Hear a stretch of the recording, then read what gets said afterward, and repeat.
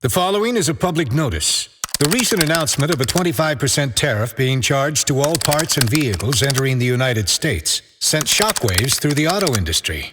Some experts fear that this could raise the price of new automobiles as much as 20%. Since that announcement, there's been a pause implemented until April 2, 2025.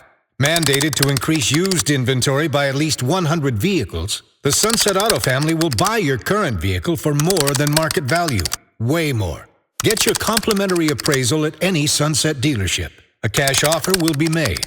No matter how much you might owe, Sunset will pay off your loan and give you a check for the balance. Or trade in that vehicle, and it'll be worth about 10% more due to the sales tax credit. This is no time to wait and see what happens next. Price increases are an absolute certainty. Act now before April 2nd to avoid the tariff price increases. Visit any Sunset Auto family location in Sumner and Auburn. This message will be repeated.